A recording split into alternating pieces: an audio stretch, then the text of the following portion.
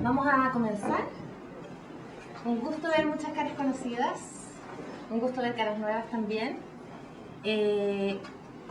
Bueno, para introducir un poco el tema, esta es una clase abierta, un espacio que nos abre Idea USACH para un poco abrir, ¿no? Vincularnos con el medio, con las comunidades y mostrar lo que estamos haciendo aquí. Nosotros dos somos profesores del nuevo diplomado en mediación lectora de la literatura infantil y juvenil, que es un diplomado nuevo que se abre este segundo semestre y que viene a ser una continuación del diplomado en literatura infantil y juvenil que ya lleva 8 años impartiéndose y que en el cual ha sido una muy buena escuela para todos los profes. Y a partir de eso es que hemos identificado una necesidad bien importante entre nuestros estudiantes, una vez adquiridos los conocimientos, los saberes respecto de la literatura infantil y juvenil en general, nos damos cuenta de que muchos se quedan con las ganas de saber cómo mediar eso, ¿no? Cómo llegar a las comunidades con las que la mayoría de nosotros trabajamos, seamos profes, seamos bibliotecarios, en fin. Entonces, desde esa necesidad es que hemos diseñado este programa. Y bueno, y vamos a impartir esta clase muy ambiciosa, como podrán ver en el título. Hubiéramos querido abarcar mucho más, porque nos gusta lo que hacemos, pero vamos a intentar cubrir todos estos conceptos con la idea básica de que queden al menos como hebras, ¿no? A través de las cuales seguir una ruta, según lo que les vaya interesando. Entonces vamos a ir pasando por estos conceptos, queriendo obviamente profundizar mucho más, pero darles varios inputs, ¿verdad? Para que la cosa, después de eso, cada uno se vaya tejiendo sus trayectorias, como les digo. Carlos es candidato a doctor en la Universidad de Valladolid y de la Universidad de Chile. Es profe de filosofía para niños y además es académico de la Universidad de Chile. Aparte de eso, ha formado parte de estos diplomados de literatura infantil por un buen tiempo. ¿Ya? Y yo a ustedes ya me conocen la mayoría. Sí. Ya, preséntame tú mejor. Hola, presento a Carola Bese, la conocen, muy simpática yo, doctora en literatura hispanoamericana. Ya sabí, de vanguardia y posvanguardia. De vanguardia y posvanguardia de la Universidad de Salamanca. Académica de la Idea USACH, y coordinadora del diplomado de mediación lectora en literatura infantil y juvenil. Eso, vamos al grano. Ya. La clase que hemos preparado se llama El juego en la mediación de la LID. Visualidad, poesía y pensamiento crítico. Ideas bastante grandes, como podrán ver, ¿no? Que vamos a tratar de enlazar en este corto tiempo que tenemos, porque además estamos advertidos que a las 7:30 en punto empieza el cóctel y si no nos quedamos sin canapés. Así que vamos a comenzar rápidamente. Vamos a empezar con una cita de Luis García Montero en un libro que recomiendo mucho a los que gusten de la poesía, que se llama Lecciones de poesía para niños inquietos, y la cita dice: imaginar significa hacernos responsables de la realidad, corregirla, entretenernos con ella, sacarle partido a los ojos del pensamiento. El pensamiento también tiene ojos, y cuando aprendemos a mirar con ellos, empezamos a ver las cosas que solo viven en las ciudades de la imaginación.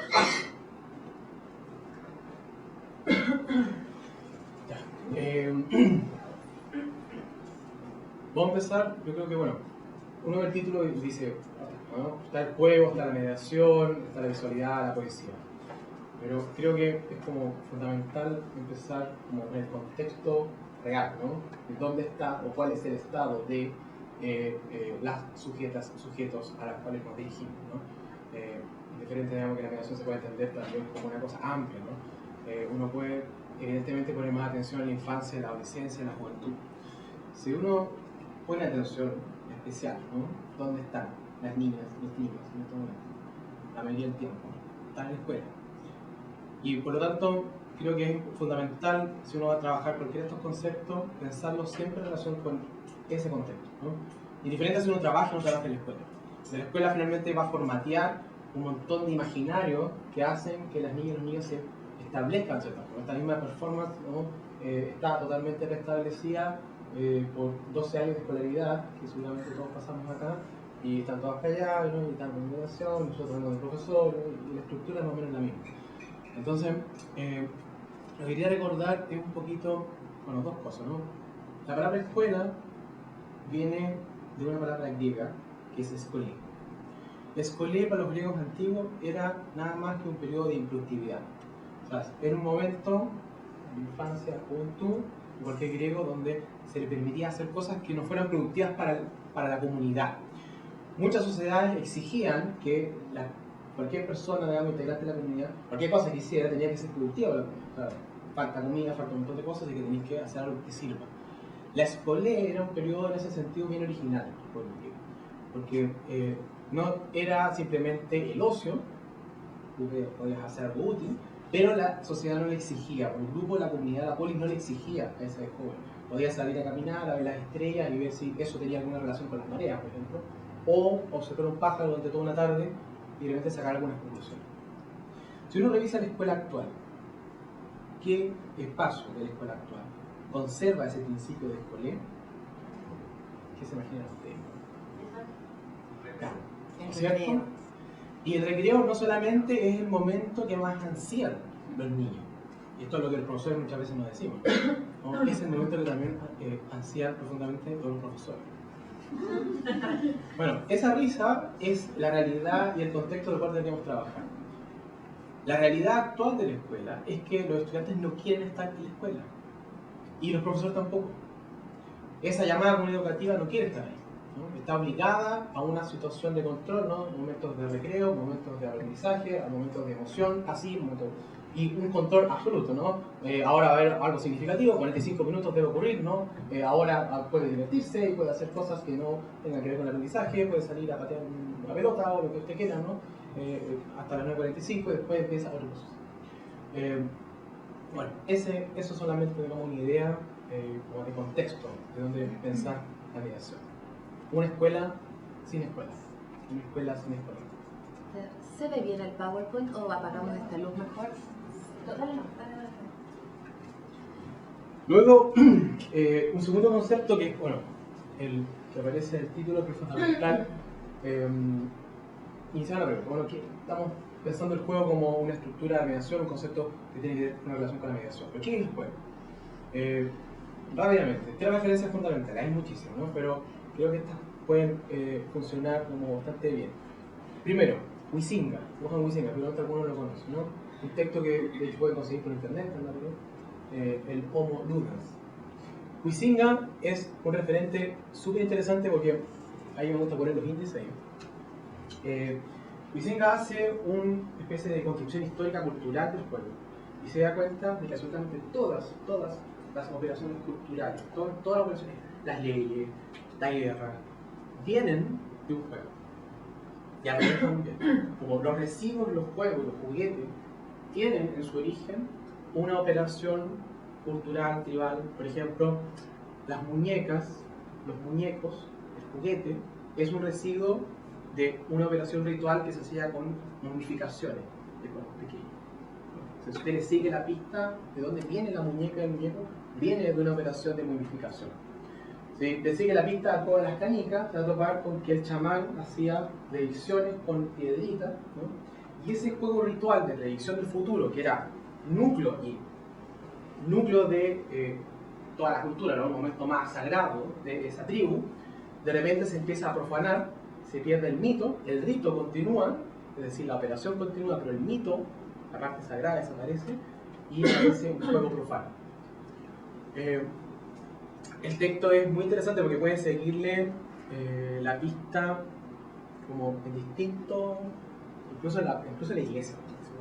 La iglesia decía que la iglesia también es un juego, ¿no? Proviene de juegos antiguos, como sí que se encuentra. La segunda referencia, ahí está. Isabel Wenger. Isabel Wenger de repente la puede haber visto en una conferencia TED. Ella es una primatóloga, una bióloga. Media inglesa, media chilena, ha venido acá, hizo una conferencia en el Centro de Estudios Públicos hace unos años atrás. Es interesantísimo, le hace todo eso. Ella es una especialista, o sea, se dedicó a estudiar el juego de los animales. Ha publicado investigaciones sobre cómo juegan los peces, cómo juegan las aves, cómo juegan los simios, y se especializó en comparar cómo juegan los simios, los primates bebés, comparado con los bebés humanos. Ella hace varios años atrás ganó un premio internacional, digamos, para haber hecho un experimento. Hizo un experimento que ponía una caja donde tú tenías que seguir ciertos pasos y te arrojaba un alimento. Entonces había un simio que estaba para la cepa, ¿no? Un simio, digamos, tabla, no tenemos. Seguía ciertos pasos, movía ciertas palanquitas y salía un alimento. El asunto es que el bebé hacía lo mismo y le salía un dulce. El asunto es que el simio realmente se equivocaba y el paso 4 no lo seguía. Se saltaba del 3 al 5 y igual le salía el 2. El simio inmediatamente descartaba el paso 4. Ya se dio cuenta de eso. Y de repente, por error, descartaba el 3 y igual salía el 2. O sea, el paso 1, el 2 y el 5. Y salía el 2 igual. El simio inmediatamente, todos los simios, inmediatamente cuando ocurría ese error, descartaba el paso 3 y el paso 4. En cambio, los bebés humanos, cuando descubrían que uno de los pasos no era fundamental para que saliera el dulce, seguían activando el paso 3 y el paso 4. Entonces, la hipótesis que ella tenía en este experimento era de que toda la cultura humana está basada en una operación mimética improductiva.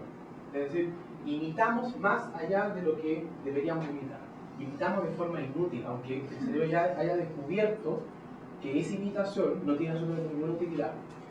Y eso es lo que nos distingue del fundamental los simios, ¿no? Un proceso de imitación que va más allá de la utilidad. Ella le llama el proceso de imitación productiva. Lo pueden encontrar en YouTube. Esa conferencia se la recomiendo mucho, se llama Los juegos de nuestros primos los bonobos.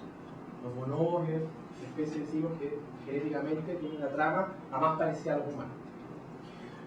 La otra, bueno, aquí, ella es, le están dando visita, del 2012. Esa es la conferencia del 2012. La otra referencia es Donald Winnicott, del texto Realidad y Juego, un texto de 1971, una referencia de Pontalis, que hace la introducción. No sé si conocen a Winnicott, este es más conocido. ¿No suena? Bueno, Donald Winnicott es uno de los creadores de la pediatría. La pediatría en un momento de la medicina encontraba las chacotas. Como Winnicott es un medio psicólogo, medio médico, que durante mucho tiempo estuvo en una consulta atendiendo a niños con problemas, trastornos de aprendizaje. Tiene un montón de juegos sobre la infancia, la niñez y especialmente sobre el juego. Winnicott se dio cuenta de una cosa: como los niños de primera infancia, digamos hasta los 4 o 5 años, cuando jugaban en su mundo, hacen juegos que él llamó en inglés play. Es decir, son juegos que tienen reglas, pero que durante el proceso del juego las reglas son modificadas. Y se dio cuenta que una vez que pasan esa brecha de los 5 o 6 años, hacen otro tipo de juegos los niños, que él llamó game en inglés. Es decir, son juegos donde las reglas no son modificadas. Por ejemplo, jugar a la pelota, ¿no? Jugar básico. La pelota, tomas la mano, con la mano, digamos, en cambio el play, por ejemplo, dibujar, se da cuenta que la niña empezaba a dibujar, pero de repente se salía de la hoja, empezaba a dibujar el muro, la mesa, de repente se le caía el lápiz y seguía dibujando con el dedo, o se le caía el brazo y seguía dibujando con la mirada. De repente, bueno, uno puede pensar, no sé si ha pasado, de repente como varios adultos se juntan y están los niños en primera infancia jugando, discutiendo las reglas de un juego. Y quedan 10 minutos. ¿No? Empiezan los adultos a decir, oye, empiecen a jugar, no van a descansar. ¿No? Y siguen discutiendo. Claro, ¿qué es lo que no lo entendió en ese caso? Que es lo que observó Winnicott, en el caso del play. ¿No? Que la discusión de las reglas del juego es ya el juego. El juego empezó hace mucho rato. Entonces, ahí hay un cambio, ¿no? Después de 5 o 6 años, cambia esa estructura a un juego donde las reglas no son modificadas en el proceso.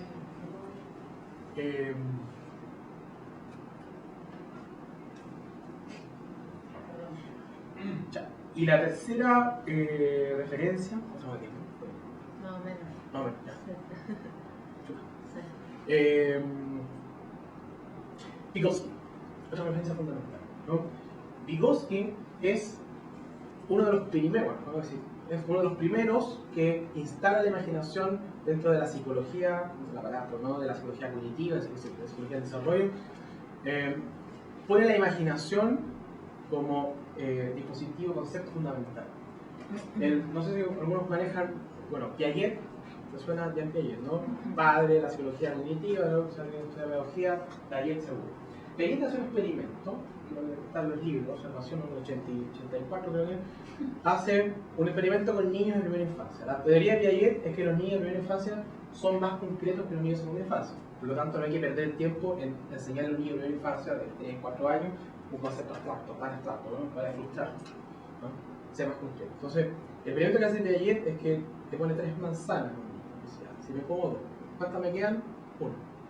Niño responde. Y si tengo una manzana, me como 2, ¿cuántas me quedan? El niño no responde. ¿Por qué no responde? Porque el menos 1 es un concepto más abstracto que el 3, ¿no? Entonces el niño no está preparado para verlo.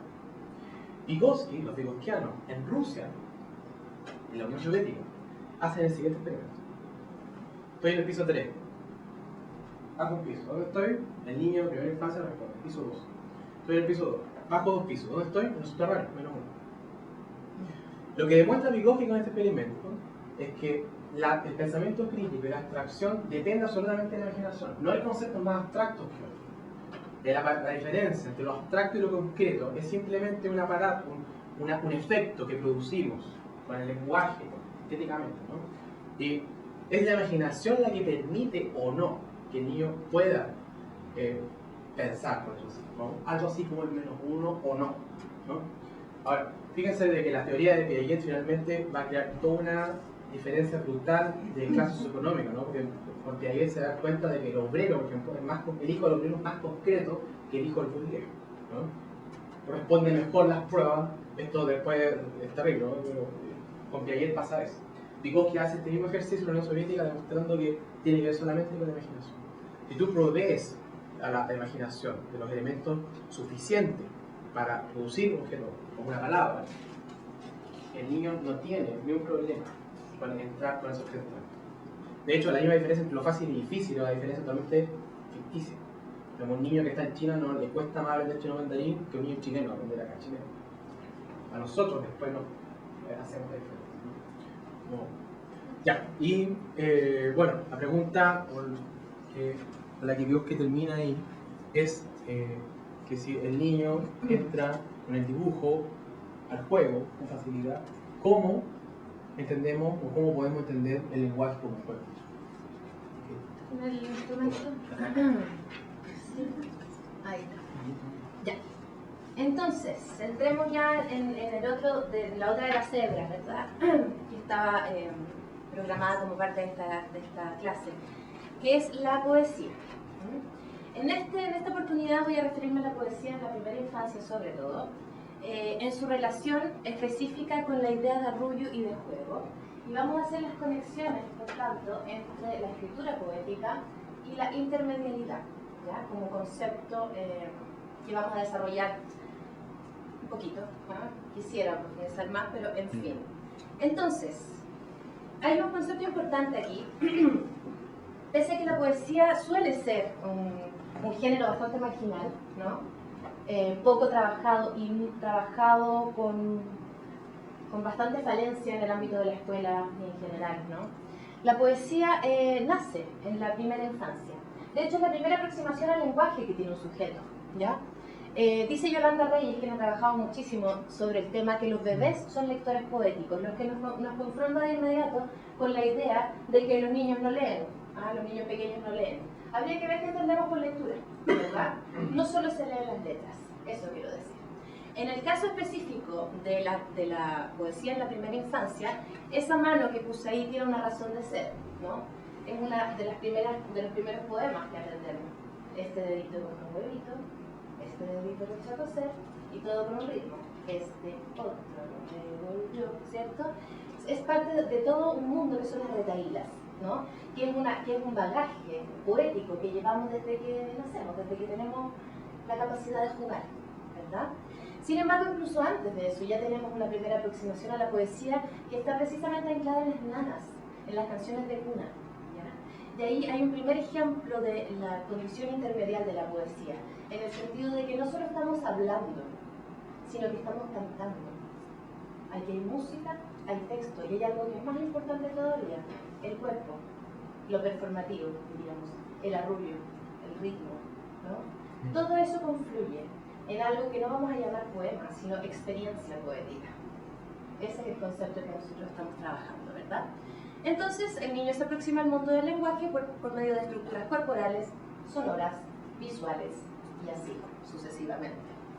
La infancia entonces es un terreno especialmente dado a la experiencia poética, ¿verdad? Ahí confluye un juego, confluye imaginación y lo más importante a mi juicio, libertad expresiva. Cosa que pocos géneros pueden proveer tanto, ¿no? Y sobre todo en la infancia, la libertad expresiva. ¿No? Aquello que, tal como adelantaba Carlos, es algo que cada vez se va ciñendo más cuando entramos en estas estructuras y estas jerarquías escolarizadas, ¿cierto?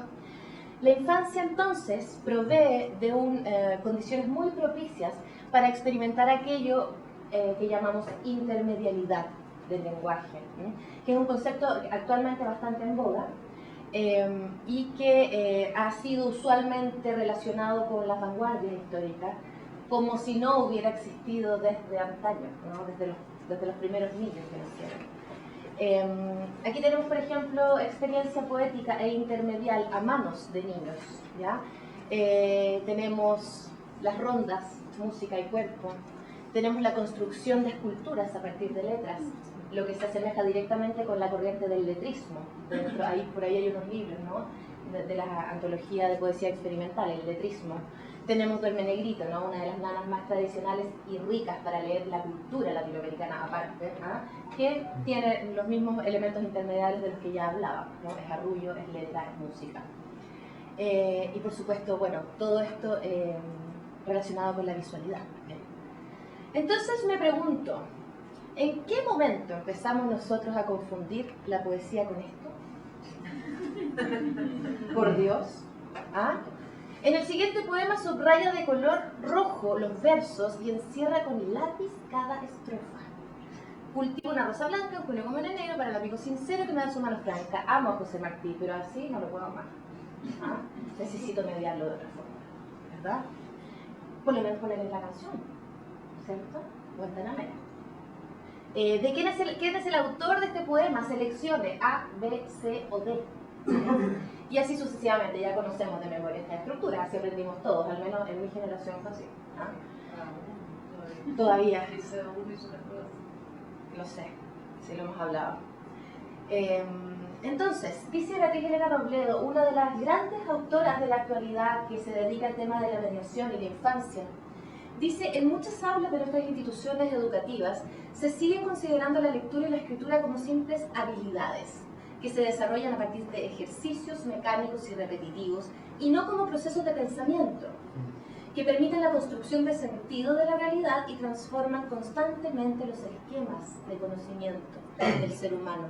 Y mucho menos se considera como prácticas sociales y culturales. Nosotros, desde nuestra postura de la mediación de la lectura, que no es fomento lector, ¿ya? Y ya lo desarrollaremos más cuando sea el momento, ¿no? Vamos a entender la lectura como una práctica social y cultural, ante todo. Intermedialidad, un poquito, lo que alcancemos. Ay. ¿Tengo que apuntar para algún lado, Carlos? ¿Cómo es la cosa aquí? No puedo retroceder. Ahí. En la infancia, la poesía entonces corresponde, como ya hemos dicho, a una experiencia que incluye diversos lenguajes y sentidos. Eso es la intermedialidad, ¿no? Es una forma, es un lenguaje en el que confluyen diferentes lenguajes, sin establecer los diferentes códigos como compartimentos estancos, ¿no? Diciendo esto es artes visuales, esto es poesía, esto es música, ¿ya? Sino que es un tipo de lenguaje en libertad. ¿Ya? Aquí hay un libro que se llama precisamente Poesía en Libertad, donde esto puede confluir de forma libre y no solamente abre esta posibilidad de multiplicidad de sentidos, de polisemia y de capas de sentido, sino que además nos permite crear nuevas significaciones a partir del contacto, ¿cierto?, entre los diferentes lenguajes. Si yo con una ilustración estoy diciendo A y con el texto digo B, se producen unas contradicciones que son muy interesantes y que producen procesos cognitivos muy, muy interesantes también, ¿verdad? Aquí tengo algunas referencias bibliográficas de Dick Higgins. Oh, Dios. ¿Me avanzas una de ahí? Dick Higgins fue el primer autor que mencionó, que trabajó sobre el tema de la intermedialidad por allá por los años 60, que coincide precisamente con el grupo Fluxus y con el surgimiento de las vanguardias artísticas, primeras vanguardias, ¿verdad? Mitchell lo ha desarrollado con posterioridad, así como Garrido y bastantes otros, pero he seleccionado solo algunas referencias en esta oportunidad. ¿Me cambias la? Intermedialidad de infancia, entonces. Todo lo que tiene que ver con poesía intermedial, hoy en la literatura para niños, tiene antecedentes directamente relacionados con las vanguardias, ¿ya? No sé si saben, pero me imagino que sí, que el movimiento dadaísta, uno de los más tradicionales de la vanguardia, dentro de las diferentes hipótesis que hay sobre el nombre Dada, hay algunos que hablan del balbuceo de los niños, ¿no? Mamá, dada, papá. Y hay otros que relacionan Dada con la figura del caballito de palo, también relacionado con la infancia. Desde ahí es que proponemos, ¿no?, que hay una relación muy, muy fuerte entre vanguardia artística y poesía y arte para la infancia. Entonces, dentro de la poesía intermedial, tenemos una serie infinita de trayectorias posibles que evidentemente no podremos desarrollar, pero creo que con ese listado ya podemos dar algunas cebras por las cuales irse, ¿verdad? Por las cuales tomar un camino. La poesía visual, objetual, concreta, el álbum poético, el letrismo, poesía sonora, poesía fonética, perfopoesía, poema acción, poesía digital. Que yo sepa, ninguno de los profes que he conocido de lenguaje trata este tipo de poemas con sus estudiantes. Y generalmente nos quedamos con los piececitos de niños sin desmerecer a la gran Mistral, ¿no? A la gran Mistral, que no ha sido la más difundida. ¿Ah? Y Cultivo una Rosa Blanca, un Darío por ahí, ¿no? Pero no avanzamos de las pilas del siglo XIX. Luisa, yo sé que tú lo haces, porque lo hemos hablado, yo sé, una gran profe, una gran mediadora, Luisa. Pero por lo general no se tratan estos temas y curiosamente ya estamos en el siglo XXI avanzado y seguimos leyendo poesía del siglo XIX a todos nuestros niños, adolescentes y jóvenes. Una alerta, ¿no?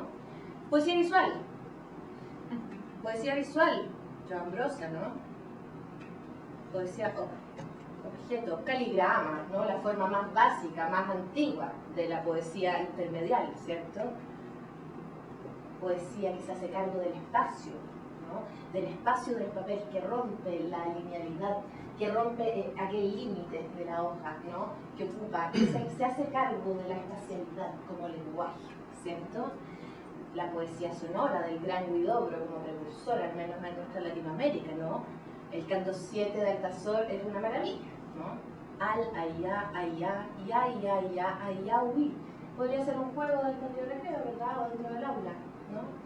A cargo de uno de los más grandes poetas vanguardistas del mundo. Bueno, de ahí tengo una serie de ejemplos, ¿no?, de poesía visual y letristas, ¿cierto? Este otro que se me escapó aquí, que es muy interesante también, este. Está como a ver, vete para atrás, para atrás. Va, ahí. Joan Brossa también lo hace, ¿no? Poemas de escultura. Dale para adelante, ¿no? Los quebrantahuesos, famosísimos, ¿no? Tenemos aquí nuestra tradición, nuestra propia tradición de Nicanor Parra y todos aquellos que pertenecieron al Instituto de Estudios Humanísticos en algún momento. Dale para adelante. Y una de las esculturas de Joan Brossa más conocidas, ¿no? Que además de hacerse cargo de las letras, del espacio, del volumen, implica otra cosa muy interesante, que es el desplazamiento, ¿ah?, en lo urbano, el desplazamiento de los sujetos, el diálogo directo de los cuerpos con el poema, ¿no? Ahí hay una persona caminando.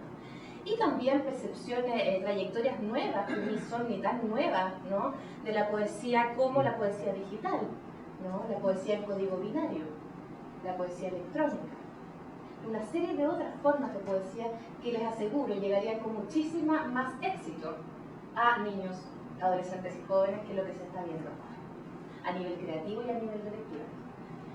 Y quisiera hacer un énfasis especial en un género literario también muy poco desarrollado, trabajado, incluso teóricamente hasta el momento. Son pocos los teóricos que se están dedicando a eso, y es algo en lo que yo estoy bastante interesada. Hay algunos textos aquí, algo más poéticos, que toman evidentemente la trayectoria del álbum narrativo, ¿no? Del libro-álbum, que es un género intermedial por definición, ¿no? En el que imagen y texto dialogan de forma interdependiente para producir significado, pero esto llevado a la poesía, ¿ya? Y aquí tengo alguna selección mínima de lo que hay. El gran Jorge Luján, gran poeta Jorge Luján, ha hecho un libro-álbum poético con Isol, la gran ilustradora argentina también, ¿verdad? Que se llama Ser y Parecer, que es una maravilla y que lo tengo por acá. Esto que también es una belleza, otro ejemplo, ¿no? De álbum poético. Y este álbum poético hermoso de la Cecilia Alfonso, que hace mucho álbum poético, hace el texto y las ilustraciones también ella misma, y además que tiene una connotación de género interesante. ¿Ah? Así que también lo recomiendo. Sigo una cita de Luis García Montero. La poesía nace de una mirada, porque los versos, las metáforas, los adjetivos precisos, las palabras mágicas, los juegos y los cambios de sentido son una forma especial de ver el mundo. ¿Ah? Poesía y cosmovisión, ¿no? La capacidad de subvertir también los paradigmas, de desafiar los paradigmas adultocéntricos y otras convenciones culturales. Retomamos con lo que quedó con Carlos, ¿verdad? Y nos aproximamos ya a la idea de la poesía y pensamiento crítico. ¿Sí, Pater? Claro.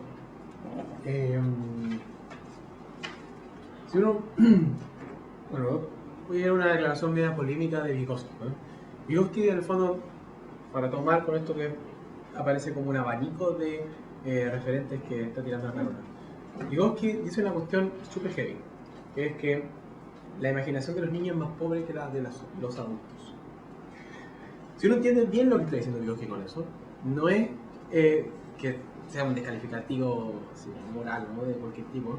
Lo que está diciendo es que en el fondo el niño tiene menos experiencia que el adulto.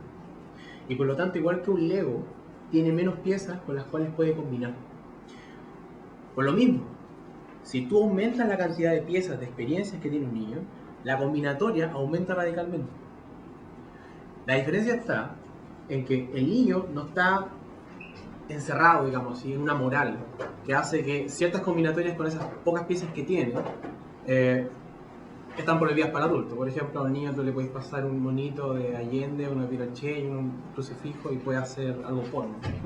O sea, el niño no está restringido por ciertas morales para combinar los elementos que tiene. Y eso da la sensación de que el niño es extremadamente original. Pero si tú ves la producción, la creación de los niños, está hecho siempre de un conjunto de elementos que lamentablemente está limitado a su experiencia. La conclusión que saca Vygotsky a partir de eso es de que la tarea principal de la escuela y de los adultos es llenar de una diversidad radical de tornillos, de mesas, cuántos tipos de techos conocen, cuántos tipos de ventanas conocen, cuántos tipos de lápices conocen, ¿no? Mientras mayor es el abanico de elementos básicos que tiene la imaginación del niño, mayor es la riqueza de las creaciones de los niños. Por eso, la riqueza de variedad de objetos que tienen los libros hace que los chicos puedan producir, ¿no?, objetos en creación, ¿no?, mucho más ricos. Vamos a tomarnos un minuto de break. Menos de un minuto, no sé, pero muy breve porque sabemos que están con el tiempo justito y esto es como un caramelo que uno tiene, ¿no es cierto? Porque en una hora tratar de abordar todas las temáticas que se trabajan en este interesante tema. Entonces, nuestro propósito es venir a darle las gracias, la bienvenida al Instituto de Estudios Avanzados. Mi nombre es Daisy Margarit y soy la académica que coordina el área de vinculación con el medio. Somos 3 en el equipo. Ya les dije mi nombre, está Daniel Maureira, que es el encargado de educación continua, todos los diplomados y todas estas actividades, ¿no es cierto?, pasan por Daniel y por Silvana Leyeri, que es nuestra encargada de extensión y es quien ve toda la parte de la logística, los mails que les han llegado, las confirmaciones, entre ellos, la verdad, y gracias también a los profesores y con ustedes es que hemos podido hacer esta actividad. Súper cortito, darle la bienvenida al Instituto de Estudios Avanzados, quienes no hayan venido nunca. darle la bienvenida a nuestra casa donde trabajamos, darle la bienvenida además a Carola, que se integra como coordinadora de este diplomado de mediación a la lectura, la literatura infantil y juvenil. Este es un equipo nuevo, bueno, que viene trabajando en otro diplomado anterior de literatura infantil y juvenil, teoría, creación y edición, donde hay algunos alumnos que ya están participando. Dejarlos invitados a que sean parte de la idea. Esta clase está enmarcada dentro de este diplomado. Es un aperitivo, como decía la profesora Daisy, dejarlos invitados a que se informen sobre el programa, quienes quieran participar. Estamos en proceso de admisión. Tenemos sus datos, tenemos sus contactos, además el instituto tiene frecuentemente y semanalmente charlas, seminarios, no solo de este tema, sino de otros temas en generales de lo que investigan acá los profesores que trabajan en el instituto. Así que eso, no les quito más tiempo para que puedan continuar ahí, los veíamos más bien entusiasmados y sean bienvenidos al instituto. Eso, muchas gracias. Recuerden que después hay un café. A la salida de esa café tenemos un café rico. Gracias, Daisy. Nos vemos. Chao. Ya. ¿Retomamos? ¿Quieres que hagamos la cuenta con? Bueno, esa es una idea como fundamental, bueno, lo de la conexión, ¿no? Elementos, digamos, si tú enriqueces la cantidad de variedad, ¿no? La variedad de elementos. Y uno piensa en la escuela, ¿no? En la escuela no hay nada más menos variado de cuántos tipos de sillas hay en la escuela, ¿no? Cuántos tipos de colores, de texturas, de todo, ¿no?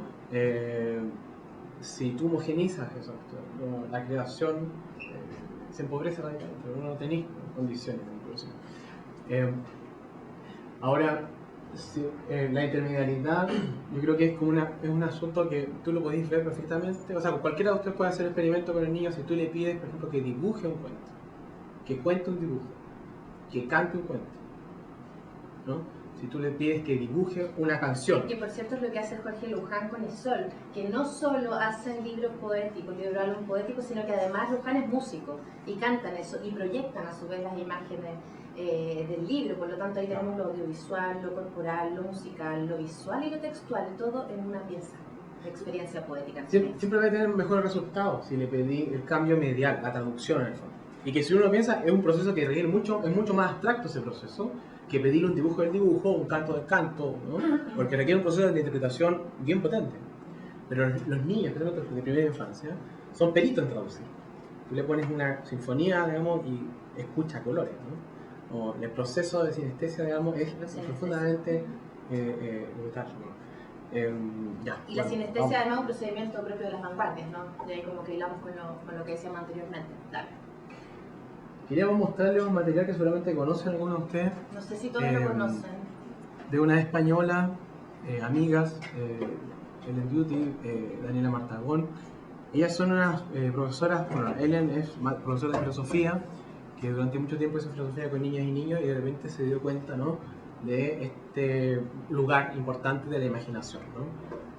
Si tú pones primero las piezas de la imaginación, la abstracción después se da de forma increíble, se puede producir. Entonces, lo que se dio cuenta la Ellen es de que cuando colocaba una imagen, antes de empezar un diálogo, o antes de hacer una pregunta, y cierto tipo de imagen, ¿no? Una imagen que comunique claramente lo que se ve, y al mismo tiempo un concepto abstracto, o sea, es comunicar claramente una abstracción, comunicar de forma simple y clara una idea abstracta, ¿no? Claro, unos robots jugando a la pelota, ¿no? O un niño mordiéndose. Estas imágenes están acompañadas por texto, siempre, y al otro lado tienen ciertas preguntas que llevan a una multiplicidad alucinante de respuestas. Claro. De ahí la categoría filosófica también, ¿no?, que se implica con este tipo de objetos de arte. Claro, lo que hizo el equipo es que trabajó mucho tiempo, o sea, ahí una ilustradora, Daniela, hizo imágenes, las probaban con los niños dibujaban, ¿no? Entonces fueron de a poco, estas imágenes están pasadas por mucha memoria, ¿no? O sea, los niños han dibujado gran parte de esa ilustración. Ahí dice, ¿qué? ¿Sopa de gato? ¡Pah! Está comiendo gato. Las cajas están ordenadas de forma temática. Esta caja se llama Mundo Cruel. Y son puras láminas que tematizan la crueldad. Entonces después tienen un conjunto de preguntas como, ¿has tomado alguna vez sopa de gato? ¿Por qué nos cuesta pensar en la idea de sopa de gato? ¿Y comer seres humanos? ¿Sería cruel? ¿Sería peor que comer animal? ¿Por qué? Estas mismas preguntas son preguntas hechas por niñas y niños en relación con la imagen. Son preguntas que ellas fueron proponiendo y los niños fueron reformulando. Entonces ahí añado un concepto, literatura para niños o desde los niños, ¿no? Y ahí nos adentramos en otro concepto sumamente interesante de profundizar, que es romper un poco los paradigmas adultocéntricos, relevar la condición de sujeto legítimo a la infancia, al niño, al adolescente y al joven, ¿no? E intentar hablar desde su mirada, ¿no? Solo por poner un ejemplo adicional a lo que estaba comentando Carlos, aquí está la imagen de una niña con un lápiz y una secuencia de hormigas. ¿Ah? Evidentemente, tratándose del libro sobre la crueldad, está aplastando hormigas, ¿no? A mi juicio. Pero lo probé con mi hijo de 3 años recién cumplidos y me dijo, mamá, está dibujando hormigas. Lo cual te permite darte cuenta de la multiplicidad de lecturas y nos aproxima una vez más a la teoría literaria, ¿no? A la teoría de la recepción. Habrá tantas lecturas como sujetos lectores. No existen los significados acabados y únicos. La universidad de sentido no es algo que no... también es una imposición cultural, ¿verdad? De hecho, la gracia, bueno, una imagen construida así queda en una ambigüedad, ¿no? De que produce una imagen clara de algo, pero deja abierta como otras posibilidades. Y la pregunta hace lo mismo, una pregunta bien hecha, construida, digamos, abre posibilidades, no incita, digamos, a que tú digas simplemente sí o no, o, ¿no? Está afirmando y negando al mismo tiempo la pregunta. Entonces tiene algo muy común a la imagen. Este equipo, digamos, alguien se dio cuenta de que en el fondo dialoga muy bien la pregunta con la imagen en ese sentido, porque tiene una potencialidad que es similar. Como Esa que, interconexión de códigos produce muchos más, ¿no? Interpretaciones, ¿verdad? ¿Tú tienes otro ejemplo? Sí. Este Pellízcame, que trata de las ilusiones. Este está aquí también. Por ejemplo, dice, oh, qué mareo. Dice, qué raro se ve todo sin el ojo de arriba. Este lo sacaron de un dibujo que hizo un niño en Sevilla, creo. Tenía un tercer ojo. Sí, hicieron un ojo. Entonces pregunto, ¿no? ¿Crees que estos seres tríclopes ven mejor o peor que tú?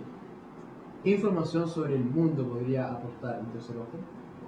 Wow. ¿Alguna vez Vaya has pregunta. jugado algo parecido? ¿Cómo te sentiste? O sea, nuevamente, ¿no? Ahora, yo cuando a veces lo trajo esto con los profes, yo siempre digo, bueno, porque uno se obsesiona con el material, ¿no? Hace esa relación kitsch con los materiales, ¿dónde los puedo comprar? Bueno, la idea aquí siempre es la idea, ¿no? O sea, tú puedes fabricar esto perfectamente con tu contexto, ¿no? Claro. Puedes pedirles que dibujen sobre una idea, que pregunten a partir de... Puedes dividir el grupo en dos, ¿no? Dibujen a partir de una idea, pregunten a partir de una idea, y después dibujen a partir de las preguntas y pregunten a partir de los dibujos. Y ya tenéis un Wonderponder contextualizado, digamos. Y la factura es sumamente eso lo simple, puedo. necesitamos cartulina, No. un par de lápices y sería todo, ¿no? Démosle para adelante, porque hay varios. Yo creo que ya estamos cerca, sí, Está bien, porque tenemos que vamos a hacer ver. una pequeña... ¿Hacemos revista? Ah, Sí, ya. sí, permiso. Quedémonos aquí, Dale. perdón. Ahí, ¿no? Ya, bueno. Porque Carlos había introducido antes la idea del juego, ¿verdad? Y tocó un tema súper interesante que es la factibilidad o no de que el juego tenga reglas. En ese sentido queríamos invitarlos a pensar si se les ocurre algún juego sin reglas. Y a ponerlo en común y un poco hacernos una pregunta muy difícil. Sí. Es un concurso. Es Claro, un me gusta concurso. hacer competir, ¿no es cierto? Pero es un concurso con premio, con libros. Tiene premio. Y quiero decir que con esto no solamente nos estamos divirtiendo, sino que además estamos poniendo en práctica una estrategia de mediación de la lectura que es probada. Funciona muy bien. El concurso como juego en el aula, en los espacios que sean de mediación de la lectura, ¿verdad? Entonces vamos a hacer una pequeña experiencia de mediación a través de este concurso, que por cierto tiene un premio maravilloso. Es una revista, bueno, de filosofía, pero este número está dedicado especialmente a la filosofía de la infancia. Tiene muchos textos sobre juego, reflexión, la relación entre infancia y sonido, estas cositas ahí. Entonces se abre la sesión. Se abre la sesión porque no creemos en los paradigmas jerárquicos de la educación. Tratamos también en lo posible de romperlos un poco y de darle la voz a quienes están aquí. Hay que compartir saberes, hay que hacer intercambios de saberes y estoy seguro que puede salir bastante desde ahí, ¿no? Tal vez más que desde acá. Sí, y podemos abrir también el diálogo, ¿no? Sí, y sale el diálogo además, ¿no? Por ahí damos la palabra. A mí me tocó el bibliotecario de la Escuela Andes del Sur, del teatro, y siempre en los recreos nosotros es normal que tengamos juegos para que los alumnos aprovechen. Entonces, hay algunos chiquititos de básica del primer ciclo que vienen y sacan el tablero de ajedrez. Entonces, algunos juegan ajedrez, otros juegan a las damas y otros sacan unos legos y empiezan a hacer edificios, etc. O sea, eso es una base como para hacer distintos juegos. O sea, ellos se hacen sus propias reglas, digamos. ¿Podríamos considerar eso un juego sin reglas? Pero sacan el tablero de ajedrez para jugar ajedrez, ¿no? O cualquier Sacan cosa. el- Sacan el Claro. tablero de ajedrez porque les llama la atención, Claro, y esos objeto. cuadraditos, digamos, lo usan o para jugar o para construir cosas. No hay una regla preestablecida aquí. Claro. Sí. ¿Alguien más? Luisa y Carla. Mire, yo empecé a hacer una tontería en clase que me di cuenta de que siempre, bueno, yo no conocí yo relación teórica y práctica, divido la. Pero últimamente se me ocurrió empezar a llevar una caja con una pila de usted. Plasticina, lápiz de colores, cuestiones, y pasé la unidad de poesía. Yo la dejé ahí, no di reglas, nada, no indiqué nada. Y de repente empezaron uno para así, a ver qué tenía yo ahí. Y me preguntó, ¿qué paquete? No sé, yo lo dejé ahí. No se ve, estamos en la unidad, no tengo algo a ver, que se lo con usted que voy a hacer. Resulta que me empezaron a crear poesía a través de los objetos. ¡Wow! Hermoso. Empezaron a crear poesía a través de todos los objetos y de hecho estoy tratando de organizar una exposición. Porque me salieron trabajos muy, muy buenos y así, sin indicarles nada, sin pedirles nada, sin indicarles nada. Perfecto. Oye, Bueno, dale. que me preguntó, ¿y eso es con nota? Obvio. ¿Cómo no? No, le dije, esto no es con nota, para que te abres su mente que escribió y aumente su red de cultura. Qué buena experiencia. Sí. Vamos, sí. ¿Alguien más quiere compartir alguna? Carla, perdón, tú ibas. Yo no sé si realmente el juego que yo tengo es de regla o no. Lo pongo así porque la verdad es que no lo sé. Pero ¿puedo hacerlo el juego con todos incluidos? ¿Dura 2 minutos? ¿Dura 1? Ya. Vamos. Tienen que hacer lo mismo que yo. Pin, pin, pin, suá, pin. Pin, pin, pin, suá, pin. Ahora ustedes. Pin, pin, pin, suá, pin. Pin, pin, pin, suá, pin. Toma. Lo dejo ahí. ¿Para qué dure menos de 1 minuto? Sí. ¿Por qué? Porque voy a decir la respuesta solo por el hecho de que estamos en clase que tiene que durar 2 minutos. La idea es de observación. Y yo dije, hagan lo mismo que yo. Y yo dije, pin, pin, pin, suá, pin. Pin, pin, pin, suá, pin. Y crucé mis frases. Por tanto, ese es el. No sé si eso se compone de regla o no. Bien, está buena la actividad. Para copiar. Una sugerencia así muy chiquitita, Dale, obvio. que es súper interesante proponer experiencias lumínicas con los niños y bueno, hay toda una corriente, no es pedagógica sino filosófica, se llama Reggio Emilia, que ha trabajado mucho en la experiencia lumínica y es muy simple, dejar así como una luz de alguna manera que deje una contraluz y un aula o lugares que son más fluidos con aulas abiertas. Cuenta 1000 historias, porque mi hijo va a uno de Reggio Emilia y lo pongo en práctica y también es muy económico. Los lugares de Reggio Emilia no pensé que son caros, es muy económico, no te piden lista de útiles, nada, porque todo las maneras de investigación son fortuitas, o sea, como va sucediendo en relación a lo que los niños mismos van investigando. Y lo otro es hacer cajas de luces y poner arena encima. así muy simple.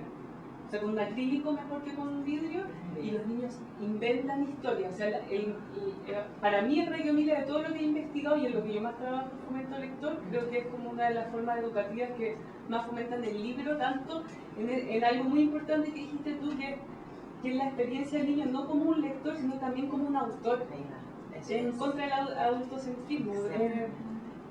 La práctica de la lectoescritura como algo indisociable. Cuando a mí me han pedido, por ejemplo, dar una charla sobre escritura de poesía, yo digo, no puedo hacer eso sin leerla. Crear y leer es la misma cosa, ¿no? Qué bonita la experiencia. Es que además la luz es súper importante, porque los niños de 3 años se acuerdan mucho de la luz, cuando ven la luz cuando nacen. Entonces, el creador de Reggio Emilia habla que la luz es una de las experiencias más importantes para no coartar su creatividad y su capacidad de investigación ante la vida. Súper buena esa experiencia. Quisiera hacer un alcance que justo me hace sonido este tema de la poesía, porque estoy en práctica ya con un séptimo básico y estábamos viendo lira popular, coincidían. Entonces, si bien en una de las indicaciones de clase tuvo reglas, claro, porque era una creación o intento de creación de lira una décima, tenían que escribir una décima y los chicos de manera autónoma e independiente comenzaron a batallar las décimas como si fuera una batalla de verdad, de estas que se dan tipo Red Bull, etc. Y la contextualizaron ellos mismos para vivir la experiencia de la décima. Y fue algo que nació en clase, por ellos mismos, y que lo disfrutaron más que empezar a recitarla. Y hacer toda esa cosa decimonónica, Claro. del niño poeta. Buena, respecto a eso también, y qué bueno que me ella, porque quería comentarle algo también. El profe para los niños es un personaje raro, porque el profe es payador, justamente estudia en la décima, el profe es guitarronero, el profe es músico, hago clases de orquesta ahí, y el profe le estaba haciendo justamente clases de poesía popular. Entonces los niños pasaban que estaban en esa edad de es que no sé de qué escribir, como que les da vergüenza, entonces les llevé unos daditos, como también soy narrador, porque son unos dados que vienen con iconos, súper libre interpretados y que se llaman rol histórico. Entonces tome su dadito, saque y de eso escriba. ¿Qué ve ahí? No sé, un marciano, otro veía otra cosa, ya escriban lo que vean. Entonces pasó que como estoy también en orquesta con los niños más chiquititos, ellos se enteraron primero del taller porque claro, me veían en orquesta. Entonces en algún minuto a uno se le ocurrió que por qué no agarraban esos dados y se ponían a cantar lo que veían. Wow. Y qué bueno esto de la intermediariedad, porque pasó eso y yo no sabía cómo se llamaba ahora sí. Entonces, pasó que no había regla, la regla era que todos participaran nomás. Entonces, a diferencia de, por ejemplo, en el mismo taller o de esto que menciona la compañera aquí, la lira popular, eso existe antes que otra. Existe antes de que Chile se llame Chile y se llama Paya. Y es muy bueno. Entonces, también tiene una regla y todas estas cosas. Pero me encantó eso, que no hubiese esa regla que tienen ellos también en la orquesta, que el director es como el que manda, que el que está sentado más adelante, se supone que también es jerárquico, ¿no? Súper jerárquico. Claro, y inventaron un juego que justamente contra todo eso y fue espectacular dejarlo ahí jugar, ir a almorzar, volver y ellos seguían jugando. Qué maravilla, qué maravilla. Juego, Es que poesía. se une usualmente en educación, está súper dividida, ¿no? La forma y el contenido. Cuando uno va al arte, te das cuenta que todo lo contrario al arte. El contenido y la forma están unidas, presumiblemente. O sea, la forma no es algo adicional que tú le das al contenido, ¿no? Entonces, en ese sentido, la mediación no es didáctica. No es dar una forma entretenida a un contenido que tú tienes que buscar. El contenido se ve alterado por la forma. Entonces, la forma es el contenido, diría yo, más allá. Entonces, es muy interesante ver qué pasa con los contenidos, que se profanan, se mezclan, se reconstruyen, se resignifican a medida que uno va haciendo relacionado también con lo que mencionaba Carola, de la poesía. A mí me toca mucho siendo cantora a los poetas, pero si uno va a un cultor antiguo, que es el caso de mi maestro o de su hermano, que es como el cine dentro de los guitarroneros, que Santo Rubio era ciego. Entonces nunca tuvo la posibilidad de tomar un texto, aprenderse un verso, todo lo de él era oral. Cultura oral, que esa es la base, el sustrato de la poesía. A él le enseñaron mirando, mire, esto se toca así, tumpa, hágalo usted. Claro. Entonces, vamos a un modelo que es justamente preescuela. Se aprende desde la oralidad, se aprende mirando, se aprende todo uno le pregunta a esos autores antiguos cómo estudiar esa poesía, para ellos no se puede dividir canto de poética. Exacto. Ellos saben si está octosílabo bien por el pulso, por el ritmo. Claro. No saben explicarlo. No cuentan las sílabas, esto nace, no es No espontáneo. sienten nomás, está largo, está corto, ¿por qué no sé?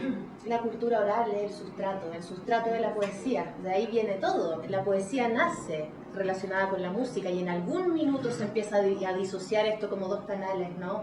Pero es música y aun cuando no se cante, la poesía tiene ritmo y musicalidad, aun cuando sea verso libre. ¿Ah? No necesitamos contar las sílabas, el ritmo nace, la cadencia, ¿no? Música y texto siempre van unidos. Yo creo que ya habría que ir cerrando. Sí, hay una palabra Ah, breve. Yo creo que en realidad el juego sin reglas nace antes de que las reglas. Y nace solamente por el hecho de que en realidad aprendimos a conocer el mundo así.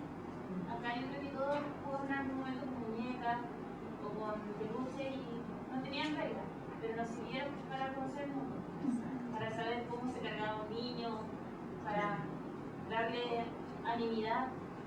Entonces yo creo que en realidad el juego solamente depende de dos cosas, la voluntad y la otra persona.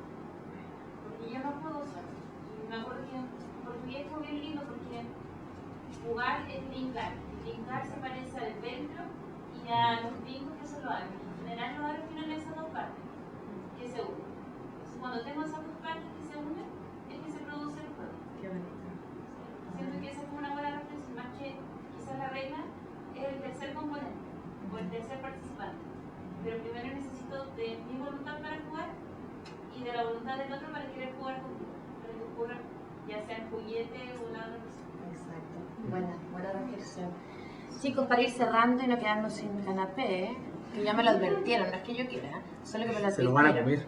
Vamos a cerrar con dos citas de dos mujeres que para mí son muy relevantes en el ámbito de la mediación de la lectura. Ya les mencioné a Beatriz Elena Robledo hace un rato, y dice: la mediación de la lectura pretende formar lectores críticos, con capacidad de cuestionar los textos y de interpretarlos en relación con los contextos socioculturales de cada cual, y el bagaje biográfico, añadiría.